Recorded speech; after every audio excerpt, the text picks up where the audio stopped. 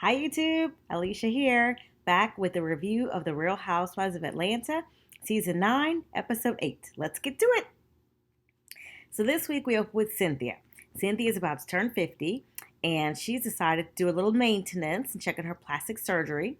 So she wants to check on her implants, make sure they're still in the same place, nothing's shifted or moved or gotten odd. So she makes an appointment at Dr. Curves, and she invites all the ladies to join her. So, as the ladies arrive, Kandi's one of the first ones to arrive, which is unusual, right? And Kandi usually always late. Anyway, Kandi gets there and she starts telling some of the ladies about her sit down with Phaedra.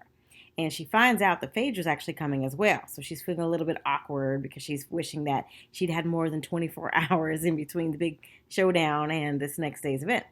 So she tells the ladies some of the tea that she spilled last week about Phaedra dating while she was still married before Apollo went to prison, and also how she couldn't wait for him to go to prison. So she's telling all the tea. And the ladies are shocked because Kandi is usually super loyal. But they aren't friends anymore. So Kandi's like, oh well. Right around the time Kandi wraps up her story, Phaedra walks in, and Kandi's feeling a little bit awkward. You can kind of see her anxiety on her face. Well, Phaedra, true to form, walks in like it's nothing. She walks in, greets everybody. She said, hey, Kandi, what's up? Like they did not just have it out the day before. But Phaedra says she keeps it cute. You know, when she's out, she can be cordial. So that's what she did. So then it's time for the doctor to come out and get Cynthia and take her back for her visit. And all the ladies go in together.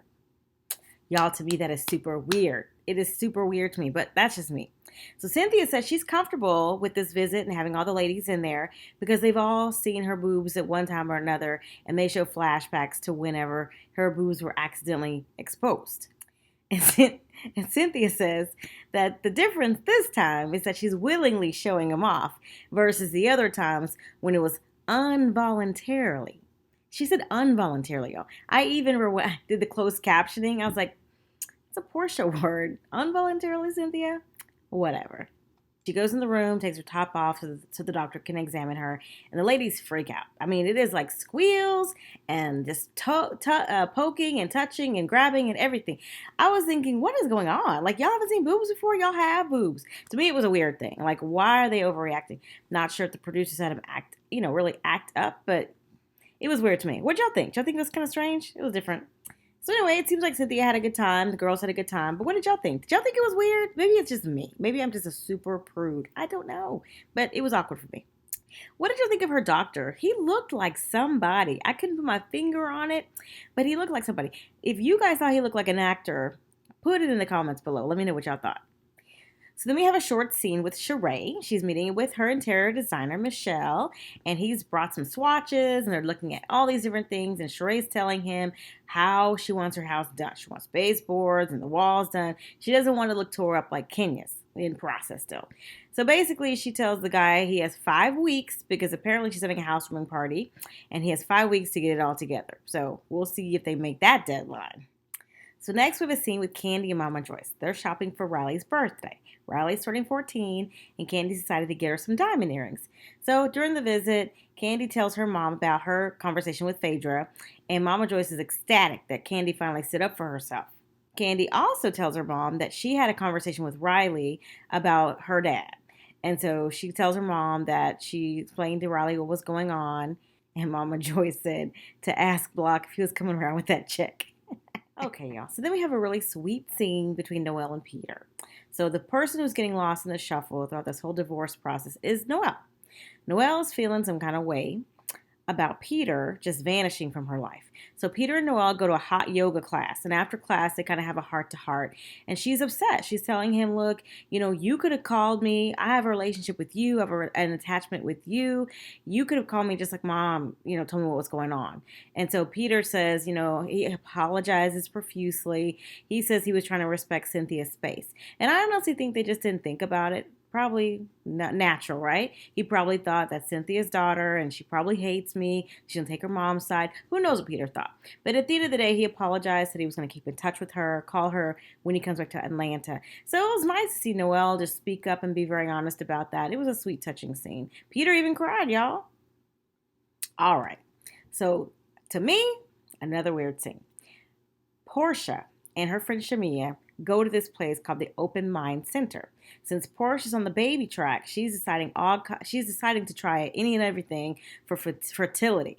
So this place has this thing called a Yoni egg. And Yoni is a sacred word for womb and vagina, and it's supposed to stimulate fertility and also your sexuality.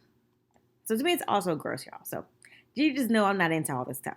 So basically, you take the egg, you insert it, and then you do these exercises. And so that's what Porsha and Shamia were doing. They're wearing dresses, y'all. Like, wasn't that the weirdest thing? Especially Shamia was wearing the skin tight dress. There's a string on the end of the eggs. You could see the string hanging down. It was so gross. Like, really? So anyway, that's what they're into. That's what they're doing. Sheree was invited. She came late. And she didn't really participate because she had some other stuff going on. But she did come and said she'd be interested in trying it one day. So basically, Sheree is the one that brings the gossip from person to person to person to person this season. So Sheree starts to tell Porsha and Shamia that Kandi called her because Sheree hadn't made it there yet when Kandi was telling Cynthia and Kenya about her showdown with Phaedra the day before. So Sheree is telling them what Kandi had told her over the phone. When Porsha hears what Sheree has to say, she doesn't like it at all. She feels like Kandi's out of line, spreading this gossip from person to person, and that the conversation should have stayed between Phaedra and Kandi. So then Shamia pipes up with her own brand of gossip. She says she heard that Phaedra was dating somebody and was supposed to get married at some time before the beginning of the year. And she says that for some reason, Phaedra was hitting on her husband when she was married. Now, do y'all believe that? I'm just like, come on, Shamia. Are you just trying to get a peach? No one's checking for you. I don't know. I don't really know how Phaedra gets down. I know how she felt about Kenya pushing up on Apollo. So I really can't see her doing that to another woman. But that's what Shamia brought to the table that day. So Portia's getting more and more upset. And in her confessional, she tells us that everything Kandi says is lies. Although at the little Yoni place, she said she didn't know if they were true or not. So basically, Porsha has Phaedra's back, and she's going to go gunning for Kandi. And it reminded me that I recall before the season started, there was all this stuff going on in the blogs about Kandi and Porsha going at it because Porsha was saying that Kandi invited her into some threesome with Todd and all this stuff, right? So I was wondering then, like, what? That's kind of weird. Why are they fighting? Even though they really didn't get on that well at the end of last season. But I think that Portia's just trying to support Phaedra, and maybe she's coming up with some stuff, some drama. I don't know. Maybe Porsha just needed some help with the storyline. Maybe she knew the baby thing wasn't going to like really connect with people, or not connect, but maybe it wasn't going to bring the drama like she thought. Who knows? Weird. What did y'all think about that? And then it's time for Riley's birthday. So it's Todd, and it's Kandi, and it's Mama Joyce, and it's Riley, and it's Todd's daughter, Kayla, is it?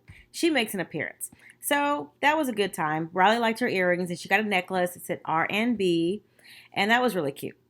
So I'm thinking it's Riley and something, not rhythm and blues, but I couldn't think what the B was. So if you guys know what it is, I'm sure it's not block. But let me know if you guys know what the B stood for in the comments. So then Riley starts telling them that her dad called her on her birthday. So he wants to see her, and she's feeling a little uncomfortable. So Kandi's trying to push this whole, you can see him by yourself, you're old enough, or whatever. And Kayla, to the rescue, pipes up and says, well, Riley takes a little while to get comfortable with people, so maybe I think you should go with her. So then Todd asks Kayla, how did she feel when she met him for the first time after all those years? And she says, I felt a little uncomfortable the first time. So I'm glad that Kayla was there, and it's good that she actually had that experience because Kandi said she had Riley's back, and she's going to go with Riley to the visit. All right, guys, so here we go. We have Phaedra meeting with Sheree and Porsha. So Sheree, of course, bringing the gossip, like I said, she tells Phaedra what Kandi has been saying about her. So, of course, Phaedra is upset, and she's lashing back out at Kandi, and she's saying that Kandi's just being malicious. And speaking of malicious, Phaedra decides to lash back out, and she starts saying that Kandi and Shamia sleep together. And not only just them two, but Todd's in the mix. So she's really upset. Now, I think that Phaedra's making that up. And even if she isn't, who cares? Kandi's a grown woman. She does what she wants to do. She's married. If Todd's down with it, Who's to say who can say anything about that? It's none of anybody's business what they do behind closed doors. But anyway, Phaedra's trying to deflect, of course, and let's not talk about what I was doing and actually confessed to doing and have not yet denied doing. Let's just focus on Kandi and maybe she's freaky, But we already knew that about Kandi, didn't we? She's a line of bedroom Kandi. Nobody would be surprised if she had threesomes. Would y'all be surprised? I don't think so. And let's not forget that Phaedra is the one who started all this. Do y'all remember last season that Phaedra went on this campaign against Kandi, and on the surface she acted like she wanted to reconnect with Kandi? She was so hurt and crying and sad the friendship was over, but she never went to Kandi about it. So, Phaedra's the one who kind of started this and put this in motion. It wasn't that Kandi just out of the blue decided to be malicious. So now we're back to Cynthia. And Cynthia has invited her mom and Mal over to see their new house, the lake house. So they're walking around and she's giving her the tour and she's very, very happy. She decides to throw some shade at Kenya and Sheree and says while they're over there arguing, Cynthia cannot get her words together this week. She has a lake house. So Cynthia sold their house, the original house, so that was really good. Seemed pretty quick, considering just last week she said, oh, we got the house. I need to put mine up on the market, but whatever. They got it sold. So that's good news. And so they go and they sit down by the lake and they talk about different things. And Cynthia said she thinks she's going to have peace now. And I think she will. I think she needs some peace. Cynthia says it's really ironic that they're all sitting there on the dock of the bay. Get the reference, y'all? Did you get the reference? Anyway, she's saying that it's ironic that they're sitting there and this very day is the anniversary, her 6-year wedding anniversary. So kind of bittersweet, I guess.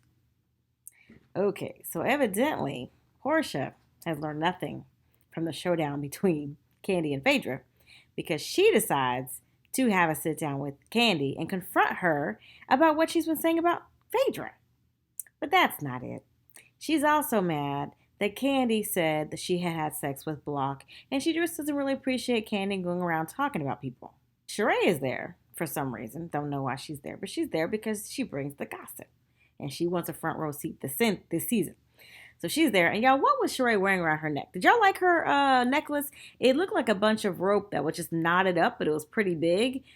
I could see some people liking that. It wasn't my taste, but it was very different. So the crazy thing is that Porsha called this meeting, but then she doesn't say anything. Sheree does the talking. Sheree gets the ball rolling, starts telling Kandi why they're there. She even tells Kandi why Porsha's upset, because Porsha says, oh, Sheree, I'll tell you why I'm upset. Like, what's going on here? So they get into it. Porsha says that she's upset that Kandi said she slept with Block. And Kandi said, you did sleep with Block, so why are you upset? And of course, Porsha had no comeback. Maybe she just didn't appreciate Kandi put it out there in front of everybody else. But again, who cares? Who cares? Porsha is not presenting herself like a dignified lady who's demure, like Phaedra's ex-Southern Belle character. She's trying to be the queen of Thoughtlandia. You remember that when she called herself that? A princess of Thoughtlandia? Whatever it was. She's butt naked all the time. So why would we care who she sleeps with, or why would she care what we thought about her? She's putting out that image. So basically, Porsha had lied last week, and they show the flashback from last week when she said she didn't sleep with him, and this week she didn't deny it. So, again, who cares, Porsha?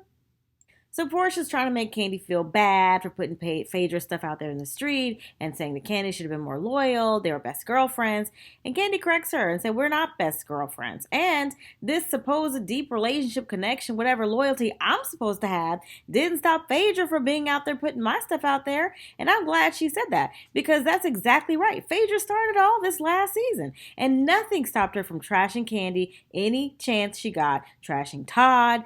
And Kandi said that Phaedra was messing up her money. So you know that got Kandi lit, because no one messes with her money. No one. Kandi came absolutely unglued, y'all. She was so hyped that she came up out of her seat and she was yelling at Porsha, trying to give her point of view. And Porsha was just in denial and didn't want to hear it and didn't want to believe it. And she just wanted to be loyal to Phaedra. It was very annoying to watch. So as Kandi's trying to get her point across, and she's trying to explain all the different things that Phaedra has done to her and said about her, Porsha keeps saying, well, I never heard those things. I never heard those things. Like, it matters. Whether you heard it or didn't hear it, it doesn't mean it didn't happen. You hearing it is really irrelevant. The fact of the matter is that Phaedra did say it, and it got back to Kandi. So, let Porsha be in denial, act dumb, whatever she wants to, if she wants to. But the fact of the matter is, Phaedra's wrong. And why? Why is Porsha getting involved in stuff that has nothing to do with her? Kandi is good for entertaining the foolishness. Because if it were me and my friend and some peripheral person decided to come in and confront me about how I handled a situation that had nothing to do with them, they would have probably got their feelings hurt. I mean, honestly, it has nothing to do with Porsha. She's trying to hone in on a storyline that has nothing to do with her. And Kandi owes Porsha no explanation whatsoever. So the fact that Kandi showed up, like I said, Kandi's good. Kandi's real good. But y'all, Kandi dropped some more tea on us. Drop some more tea. See, you can't push Kandi because she's going to expose you. So while Porsha's acting like fadoop-a-doop, got amnesia or doesn't remember anything, Kandi's steadily saying, you knew all of the stuff that I'm talking about. And so Porsha's like, what did I know? What did I know? What did I know? And so Kandi was trying not to say anything, but see, Porsha pushed her. And Kandi finally had to come right out and say, look, you knew that Phaedra was dating some dude. You even took the picture that was in the text message that Apollo found. So they did a flashback of Apollo holding up the text messages of Phaedra in a bar. And we always wondered who took that picture, right? And now we know. Porsha. See, stuff goes on behind the scenes. So Porsha looked caught out at first. And then she just denied it. I don't know. I'm not going to say that I did this. I'm not going to say that I did that. But even Sheree was like, okay, Porsha. You exposed. You can act dumb if you want to, but it's clear you knew something was going on. Now, Sheree didn't know any of this stuff because she just barely got back in as a housewife. So she's just drinking up the tea, y'all. So Kandi has enough. She doesn't have time for it anymore. She gets up and she leaves. So Porsha decides she's going to do some damage control because she knows she's caught out. She knows she's embarrassed. She knows she's been lying. So she decides to deflect like Phaedra does. And she starts saying that Kandi's in the closet, kind of hinting that she's a lesbian. Who cares? Who cares? But anyway, so that's how the show ends. It ends with Porsha talking to Sheree about maybe Kandi's a lesbian, maybe she's not. So I guess now we're going to get into that part of the storyline where Porsha says that Kandi invited her into a threesome with Todd. Whatever, who cares, y'all? I mean, anyway, what did y'all think? What did y'all think of tonight's episode? Did y'all like it? Was it enough drama for y'all? Let me know in the comments below.